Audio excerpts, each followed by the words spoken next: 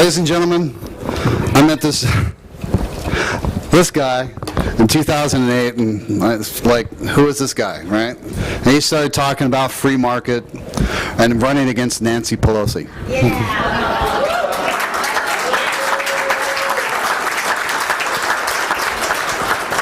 And I know many of you who live up in San Francisco kind of wonder what state it really is, besides denial and insanity. But that's not John. He's running on principles, and thank you very much, Mr. John Dennis.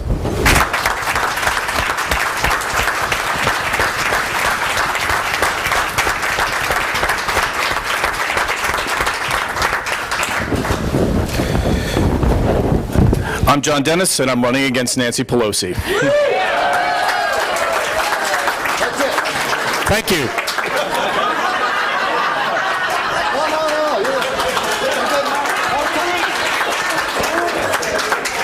I've been threatening to really do that for years now. I haven't worn out that line, at least not to this crowd, so thank you very, very, very, very much. I've been trying to think of a joke, because I've been running against Pelosi now, and it's been some form of a butt-kicking contest, and I haven't really laid a finger on her yet, but this is going to be, I haven't figured out the joke yet, but come see me next year. You know, the district that I'm in is a tricky one, and people say, well, if you lost once, and why would you run again? And the truth is that we have actually gotten more votes than any Republican who's ever run against Nancy Pelosi, running on a message of pure liberty, unadulterated. If you like the pure stuff, you like my campaign. And it makes for interesting bedfellows, as politics really ought to, and it's made for interesting copy and lots of other fun things that have happened in the district. So when it came to this time, I sort of there's some folks in this room whose names I will not mention asked me to do it again when I saw no reason to. I'm not going to say any names, but you know, I really didn't feel like doing it.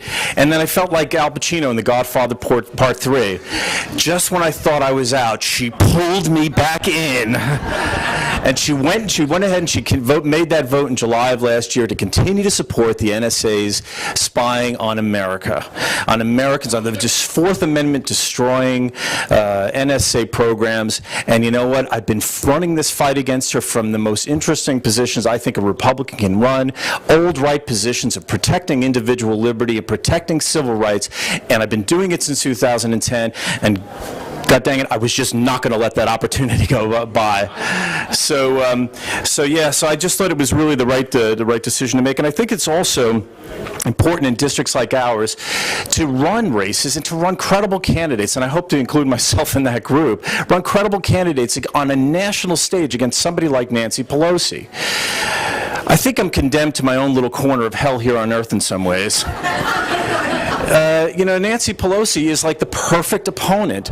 She's good to say something dopey once every 7 to 10 days. I have 75,000 people following me on Facebook just waiting to hear the latest Pelosiism. And I raised a lot of money, and if the race were held, well, if it was held in America in general, I'd be running for re-election. You know, in this district, it's I don't know what's happening. I mean, that's why when somebody approached me in my last campaign and said, okay, well, we're gonna come up, we've got this idea for a video where you're gonna be out there challenging a zombie cult of Pelosi followers, it wasn't really that hard a concept to sell me on. Yeah, I mean, that's the district that I live in. So, but you know, the one nice thing about running in this district and running this kind of a race is that you're going to hear here this convention, everyone talking about the GOP needs to go a new way. We need to find new ways to reach out to different groups and be new GOP and be a new Republican Party. And San Francisco, districts like that, afford us the opportunity to experiment, to find out how it is that we can actually become that new party. And in my mind, the new way really is the old way. You know, I don't think that Republicans lose or they've lost respect or they've lost the grasp on the general electorate because they haven't compromised on their principles. I think they've lost because they have compromised on their principles.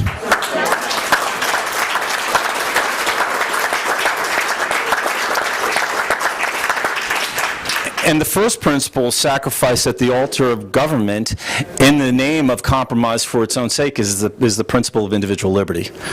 And that's what drives me. For me, the role of government, if there's going to be a role for government, and the goal of all politics ought to be the protection of individual liberty. That's the role of government.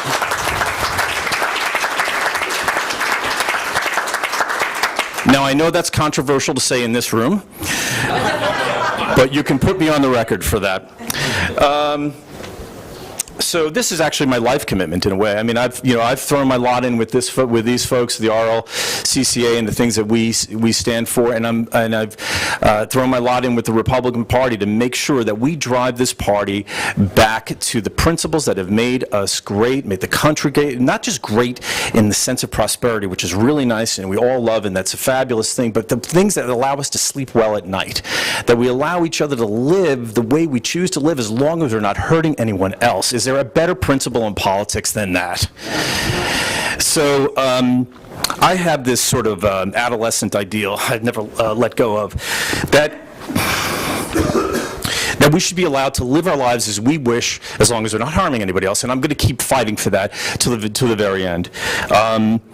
This used to be a much lonelier fight, particularly in years past. But you guys have been very supportive, and it's great to see a full room today. And I think this fight portends well for the future. The fact that we are all here now, and that we're not going to let it go. I think we're going to have. We may not enjoy it in our lives, but take some satisfaction in knowing that there will be future generations of grateful people for what we do here today. Thank you.